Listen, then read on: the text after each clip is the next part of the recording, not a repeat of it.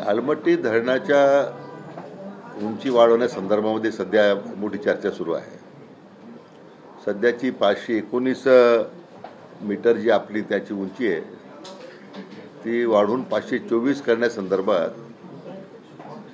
कर्नाटक सरकारनं त्यासाठी मागणी केली आणि लवादापुढे हा प्रश्न त्यांचा प्रलंबित आहे. आता लवादामध्ये या अलमट्टी धरणाच्या पातळी वाढवण्याचा परिणाम पहिल्या प्रामुख्यानं आपल्या राज्यातील सांगली आणि कोल्हापूर या जिल्ह्यामध्ये अधिक होणार, याचा प्रभाव जास्त होणार आहे. आता सध्याच्या फ्लड लेवलचा विचार करता शेतीचं आणि त्याचबरोबर भोवताली गावांचं, मोठ्या शहरांचंही नुकसान होत आहे. यामध्ये लवादासमोर हा प्रश्न सध्या चर्चेला जात असताना त्यांनी मात्र आपल्या राज्य सरकारने त्यासाठी अतिशय कडाडून विरोध केला आणि तरी लवादानं ती उंची वाढवण्याची मान्यता पूर्वी दिली होती 2010 साली. तेव्हापासून हा विषय अजूनही लवादापुढे प्रलंबित यासाठी आहे की त्यांच्या निर्णयानंतर तेलंगणा राज्य ज्यावेळी स्वतंत्र झालं तर त्यांनी सांगितलं की या लवादाचा निर्णयाचा परिणाम आमच्या राज्यावर सुद्धा होणार आहे. आता मी नवीन राज्य असल्यामुळे याचं पुनर्विलोकन झालं पाहिजे अशी त्यांची मागणी होती आणि त्या मागणी अनुसरून मान्य सर्वोच्च न्यायालयानं आता त्या निवाड्याला स्थगिती दिलेली आहे आणि त्यामुळे या स्थगितीमुळे कुठल्या प्रकारची याच्यामध्ये अधिसूची केंद्र सरकारनं काढलेली नाही आहे. आपल्या राज्य सरकारनं एक पाऊल पुढे जाऊन नॅशनल इन्स्टिट्यूट ऑफ हायड्रोलॉजी रुरकीला जी भारत सरकारची संस्था आहे त्यांना हे काम आपण दिलेलं आहे की ज्यामध्ये त्या धरणाची उंची वाढवण्याचा परिणाम काय होणार आहे, गाळ किती येणार आहे, किती त्याचं नुकसान होणार आहे किंवा याचे जे काही परिणाम काय होणार आहे. कारण आपल्याला आपली बाजू पुन्हा एकदा प्रभावीपणे मांडताना या नॅशनल इन्स्टिट्यूट ऑफ हायड्रोलॉजीच्या रिपोर्टचा आपल्याला फायदा होईल. त्या दृष्टीने मला वाटतं सर्वोच्च न्यायालयापुढे आपली बाजू मांडताना ज्या ज्या उपाययोजना करणं आवश्यक आहे ते राज्य सरकार करते.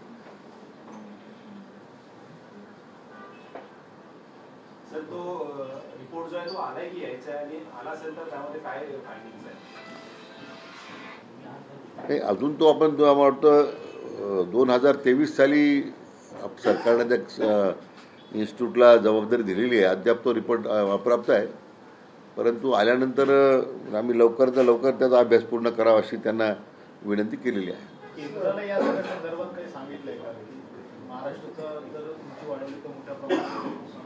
आपण केंद्र सरकारला आपलं त्या ठिकाणी आपण निवेदन दिलेलं आहे. पण आता हा विशू कृष्णा पाणी तंटा लवाद 2 यांच्या समोर हा सुनावणीला आहे. आता यामध्ये लोकसभेच्या एका बातमीचा उल्लेख करत त्या भागातील विद्यमान खासदारांनी काही वक्तव्य केलं होतं. तर लोकसभेचं आपण जर प्रोसिडिंग पाहिलं तसं काही त्या संबंधित मंत्र्यांनी त्या संबंधित काही सरकारची मान्यता वगैरे जी ते म्हणतात तसं काही दिलेलं नाही आहे. कारण मुळातच सर्वोच्च न्यायालयामध्ये त्याला स्थगिती असल्यामुळे आता कोणाचा हस्तक्षेप करण्याचा प्रश्नच नाही आहे.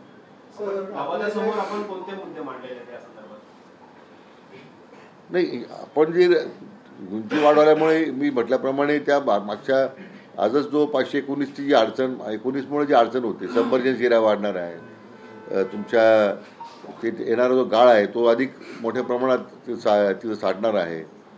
त्या भागातील शेती व्यवसायावर किती त्याचा विपरीत परिणाम होणार आहे. मोठी शहर आहे, सांगलीसारखं मोठं शहर आहे, कोल्हापूरसारखं शहर आहे. मला वाटतं अतिशय मुद्देसूद बाजू आपण मांडलेली आहे. परंतु आणखीन त्याला पूरक सरकारच्या ह्या सगळ्या मांडणीला अधिक त्याला पूरक अशा प्रकारचं बळकटीकरण यावं म्हणून हे नॅशनल इन्स्टिट्यूट ऑफ हायड्रोलॉजीचं आपण त्या ठिकाणी त्या समितीला आपण त्या संस्थेला आपण नेमलेलं आहे. सर, जे वडनेर समिती होती त्या वडनेर समितीनं असं म्हणजे की अलमट्टीचा आणि सांगली कोल्हापूरच्या पुराचा काही संबंध नाही आणि सांगली अलमट्टीपासून सांगली 296 किलोमीटर आहे आणि अलमट्टीची पाणी साठवण्याची क्षमता आहे ते त्याच्या बांधापासून फक्त 96 किलोमीटर आहे. त्यामुळे आलमट्टीकडे बोट दाखवून आपण सांगली कोल्हापुरातली नदीपात्रातल्या अतिक्रमणाकडे दुर्लक्ष करतोय. आपल्या नद्या ज्या कृष्णेला मिळत आहेत त्या 90 अंशामध्ये मिळतात आणि त्यामुळे फुगवटा होतो असं पण म्हटलं जातं. त्यावर अनेकदा लिहून पण आलं. तर म्हणून आणि रामराजे नाईक निंबाळकर साहेब ज्यावेळी जलसंपदा मंत्री होते त्यांनी स्वतः विधानसभेत असं जाहीर केले की आलमट्टीचा आणि आपल्या पुराचा काही संबंध नाही. तर आपण जनतेची किंवा लोकांची दिशाभूल करतोय का की आलमट्टीमुळे पूर येतोय आणि आपण हातवर करून मोकळं होतोय का? नाही, तशी वस्तुस्थिती नाही आहे. काय आता वडनेर समितीने काय फायंडिंग दिलेल्या आहेत किंवा माननीय रामराजे निंबाळकर साहेबांनी काय सभागृहात चर्चा केली आता ती माहिती मी घेतो. परंतु प्रथमदर्शनी आपण जे नॅशनल इन्स्टिट्यूट ऑफ हायड्रोलॉजी जे काम दिलेलं आहे त्याचं प्रमुख कारण तेच आहे की या आलमट्टीच्या उंची वाढवण्याचा परिणाम काय. शेवटी पाणी जे कृष्णेतून पाणी जातं किंवा पंचगंगेतून पाणी जातं तर त्याची थोप पाणी बसतेच पुढे जाऊन. हे पाणी अंतिम तर कुठं जातं, अंतिम तर आलमट्टीमध्येच जातं पाणी. आता प्रत्येकाच्या जलतज्ञाचं मत वेगळं असू शकतं. आता वडनेरेंचं मत जे आहे ते अन्य विभागाचं आहे असं काही मानत नाही मी. परंतु मी त्या संदर्भातल्या अहवालाची मी काही अजून माहिती घेतलेली नाही आहे. आपल्या डिपार्टमेंटचे एक इंजिनियर आहे त्यांनी हा जो पूर आहे त्याबाबत PhD केलेली आहे. त्या PhD मध्ये पण त्यांनी असं म्हटलेलं आहे की पुराचा काही संबंध नाही. आपण म्हणता ती माहिती खरी असेल कारण आता विभागाची जबाबदारी मी आता स्वीकारलेली आहे. परंतु आपण जे काही मुद्दे उपस्थित केले असतील का आता आपण जो वडनेरे समितीच्या अहवालाचा उल्लेख केला किंवा मग रामराजे निंबाळकरांकडे सुद्धा बहुतेक तोच वडनेरे समितीचा अहवाल असेल त्याचा संदर्भ देऊन विधानसभेत त्यांनी जे भाष्य केलं आहे निश्चित पाहून घेऊ आपण. पण आज राज्याच्या हिताला बाधा येईल असं कुठलाही निर्णय होणार नाही यासाठी पूर्ण दक्षता मी घेतो.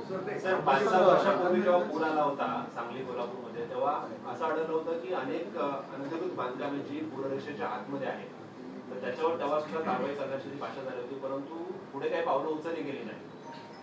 आपल्या दुर्दैवानं नदीपात्रातल्या अतिक्रमणाचा परिणाम झालेला आहे की पाण्याचा जो फुगावटा येणं पुराची स्थिती निर्माण होणं.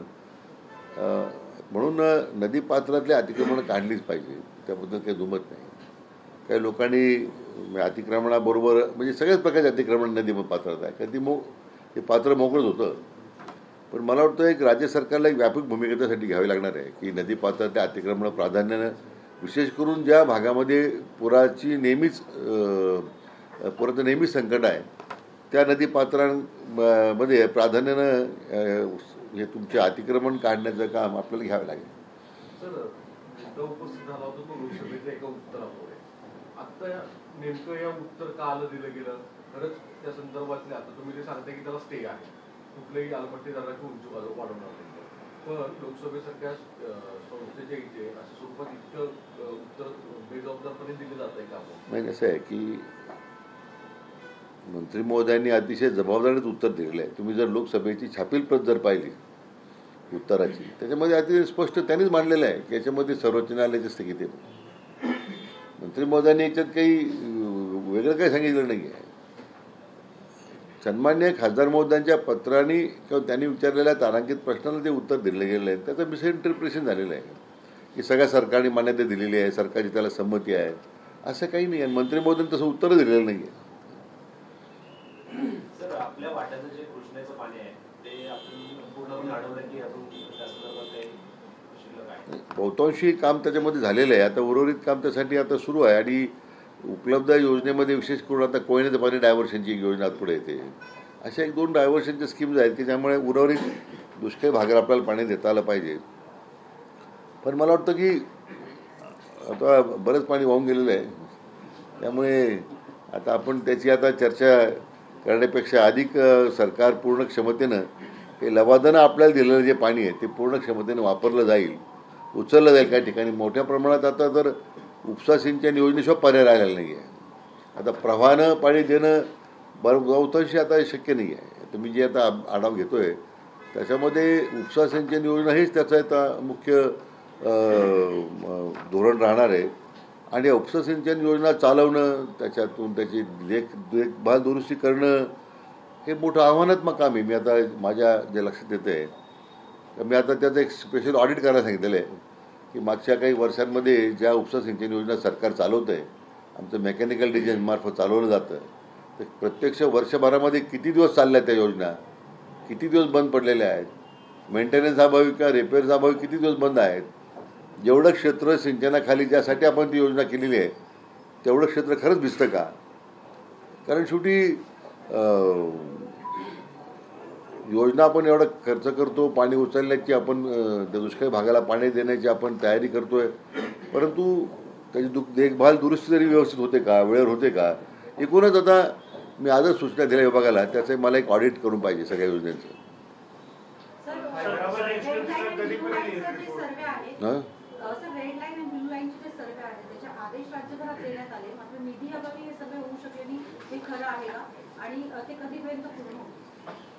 नाही, बऱ्याच ठिकाणी रेड लाईन आणि ब्ल्यू लाईनच्या सर्वेबद्दल लोकांचे आक्षेप आहे.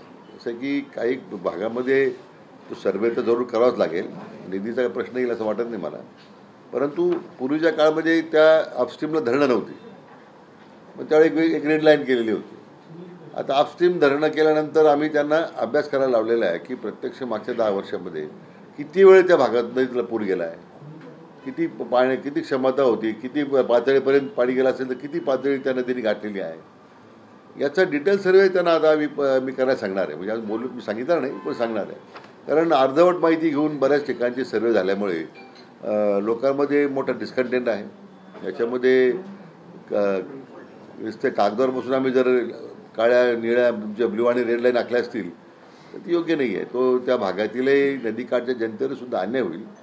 मला वाटतं त्याचे त्या बाबतीमध्ये विभागाचा आढावा घेताना ह्या मी सूचना देणार आहे. सर, जायकवाडीमध्ये पाणी वाटपाचा जो फॉर्म्युला आहे त्याच्यावर तिथल्या लोकप्रतिनिधींचं म्हणणं आहे की अनेक त्यांच्या पोटाचं पाणी हे उत्तर महाराष्ट्र आणि विशेषतः नगर नाशिक जिल्ह्यात मिळतं. त्या संदर्भात आधी तुमचा एक स्टँड वेगळा होता, आता तुम्ही या खात्याचे पूर्ण मिनिस्टर होता, तर काय स्टँड राहणार? नाही, माझा स्टँड बदललेला नाही आहे, तो त्यावेळी तोच होता. शेवटी जो मेंढेगिरी समितीने जो अहवाल त्यावेळी दिला, 64% पाणी साठा झाल्याशिवाय वर पाणी अडवू नये, मध्यंतरी एक अहवाल प्रसिद्ध झाला की 57% पाण्याची पातळी 57% तो खाली आणलेला रेशो होता. असं की तो एखाद्या अभ्यास गटाने तो केला असला पाहिजे. पण जो सध्या ज्या भूमिकेमध्ये सर्वोच्च न्यायालयापर्यंत तो आता विषय पूर्ण झालेला आहे, आमचे जरी काही आक्षेप असतील त्याच्यामध्ये त्यावेळी त्यावरच्या अपस्ट्रीमच्या भागामधून, तर त्यासाठीच आता ही भूमिका जी घेतलेली आपण की हा पश्चिम वाहिन्याचं पाणी गोदावरी खोऱ्यामध्ये आणण्याचं साधारण 65 TMC पाणी आलं पाहिजे, की ज्याची भरपाई या सगळ्या आपलं करता आली पाहिजे. मागच्या वर्षी उदाहरण जर पाहिलं आपण, पाऊस भरपूर झालेत, जायकवाडी धरण पूर्ण क्षमतेने वाहून खालचे धरणं जायकवाडी टप्पा 2 भरलं गेलं. पाणी असताना काही पाऊस जास्त असेल तर हे सगळे प्रश्न आपोआप सुटतात. उपलब्ध पाण्याचा संघर्ष आहे, उपलब्ध पाण्यावर संघर्ष आहे, परंतु ज्या ज्या भागाला जो पाण्याचा कोटा ठरवून दिलेला आहे तो कोटा कमी करण्याचं कुठलंही धोरण राज्य सरकारचं नाही आहे. नीरा देवगडचा एक विषय होता, धरण बांधून तयार आहे परंतु कालवे नसल्यामुळे आपण लाभार्थ्यांपर्यंत पाणी पोहोचू शकत नाहीये, कारण निधी अजून दिला नाही, त्यामुळे काम अडलं. त्याच्या कामाला मी गेल्या आठवड्यातच मंजुरी दिलेली आहे. मला वाटतं आता प्रत्यक्ष त्याचे टेंडरही झालेले होते, पण ते काही कारणामुळे स्थगित झाले होते. त्याचा मी त्याला कालच त्या टेंडर ओपनिंग करण्यासाठी मान्यता दिलेली आहे. मला वाटतं एवढ्या महिनाभरात ते काम अवॉर्ड केलं जाईल. काय अडचण येणार, निधी उपलब्ध आहे.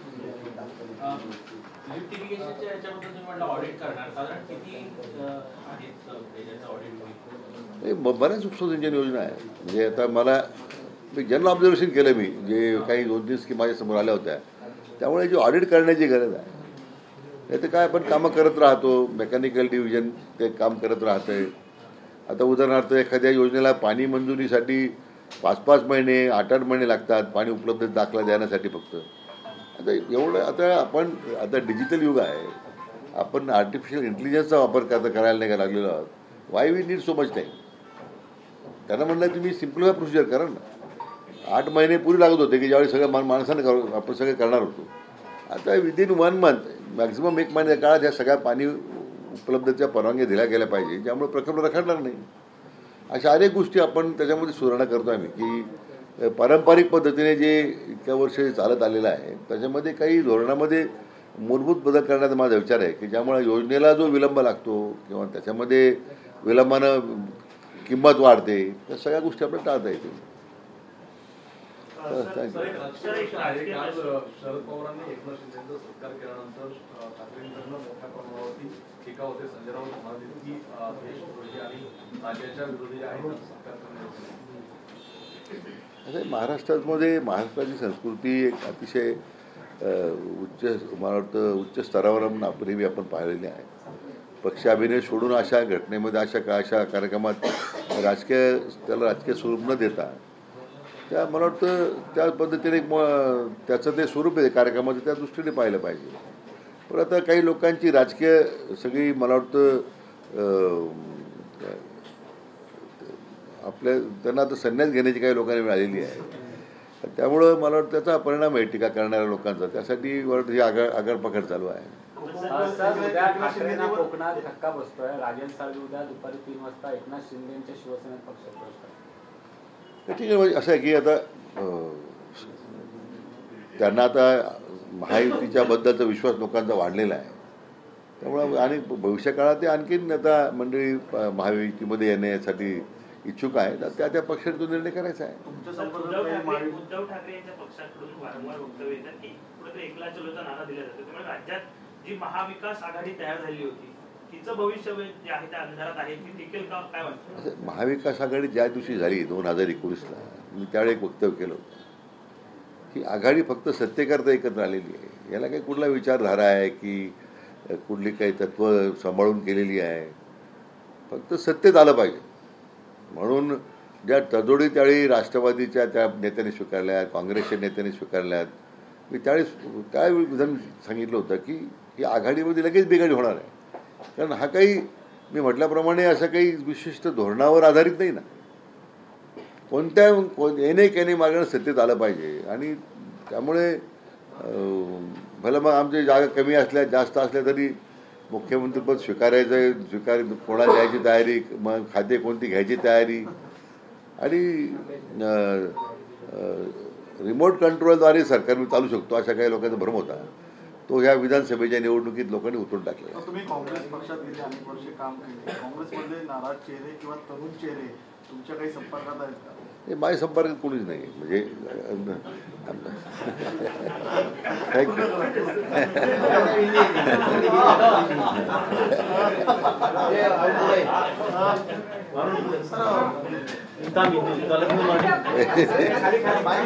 मराठी करतो का हिंदी करतो?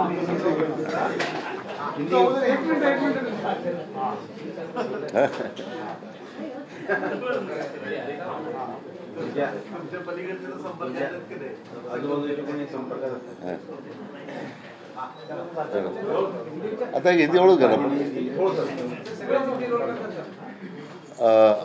आलमट्टी धरण लेके काफ़ी चर्चा अभी ये 2 दिन से हो रही है, जहाँ वहाँ के जो सांसद हैं उन्होंने कुछ उस पर ऊपर टिप्पणी की है भारत सरकार के मंत्री के माध्यम से.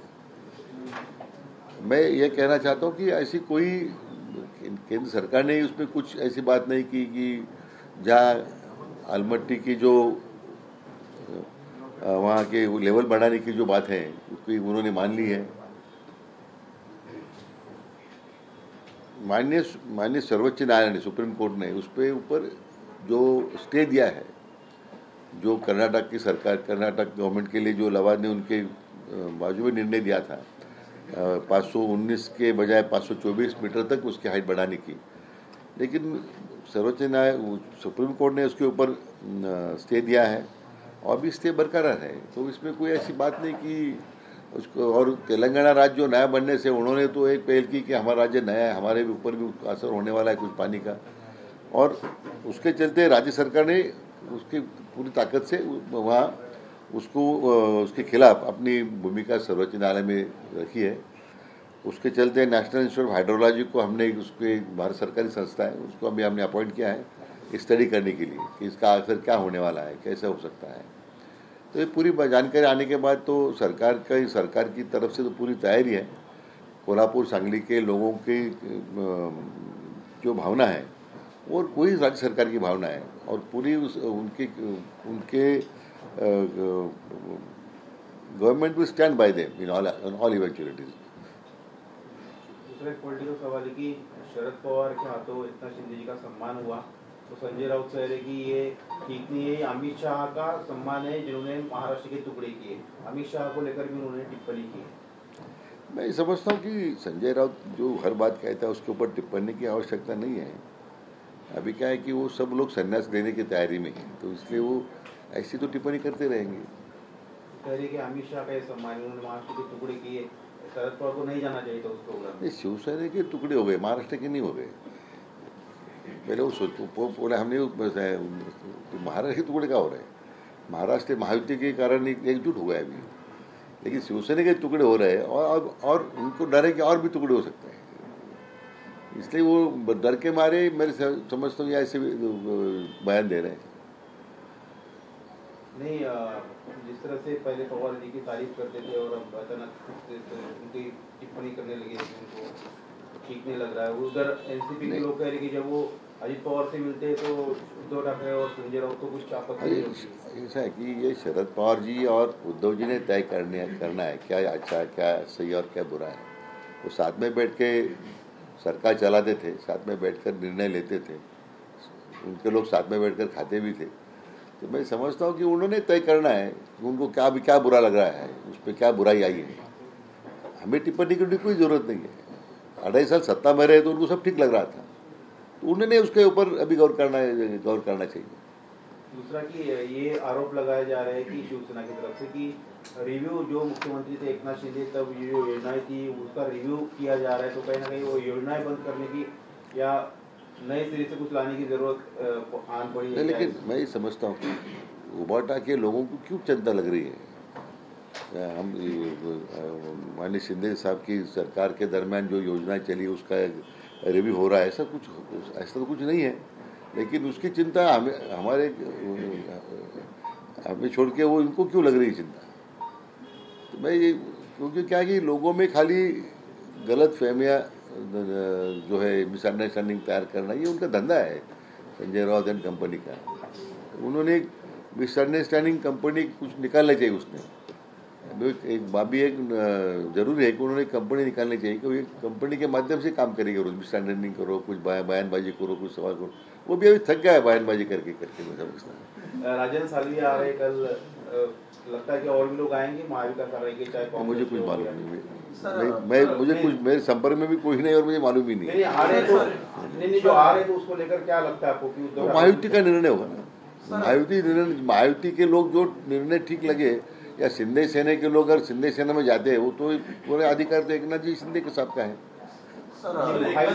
महाविकास आघाड़ी में जो लोग थे अब वो महायुति में आ रहे, तो लगता है कि उधर सत्ता नहीं इसलिए आ रहे हैं कि स्वार्थ के लिए आ रहे हैं कि वो उनका वहाँ पे भ्रम नहीं रहा। वो क्यों आ रहे हैं उनको ही पूछना चाहिए जो आ रहे हैं, उसका सवाल तो मैं नहीं दे सकता ना, जवाब तो मैं नहीं दे सकता। अवैध वाळू माफियांवरती कारवाई करणाऱ्या तहसीलदाराला पोलिसांनी अडवून जवळपास 100-150 माफियांना एकत्र सोडल्याचा प्रकार संभाजीनगरमध्ये उघडकीस आलेला आहे। तुम्ही मध्यंतरी धोरण आणलं होतं याच माफियांना संपवण्यासाठी, मात्र पुन्हा आता थेट महसूलच्या अधिकाऱ्यांवरतीच हवी होताना पाहायला मिळतात। असं की ह्या वाळू माफियांचा आच्छाद तर सगळ्या राज्यामध्ये होता, म्हणून आपण मागच्या काही 2 वर्षामध्ये जो प्रयत्न केला त्या अटकाव आणण्याचा, काही नवीन धोरण आणण्याचा, आता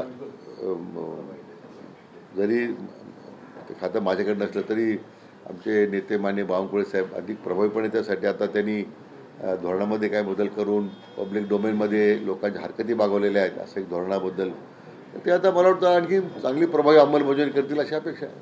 सर, नाशिकमध्ये आज साहेबांनी आरएसएसचे सहकार्यवाह वैद्य जोशी एकत्रित होते, भुजबळांनी तोंड भरून आरएसएसचं कौतुक केलं। गेल्या काही दिवसात चर्चा सुरू झाली की भाजपमध्ये भुजबळांचा असं मला वाटतं काय आहे सध्या आपण चर्चा आलमट्टीपूर्वी समर्थित आपण म्हणजे काय ते धरणाच्या उंचीचं कमी जास्त होण्याचं जे गांभीर्य निघून जाईल। थँक्यू।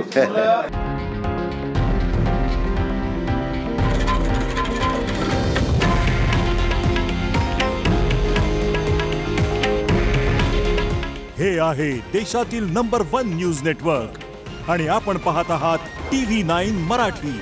काळजी तुमची, हित महाराष्ट्राचं।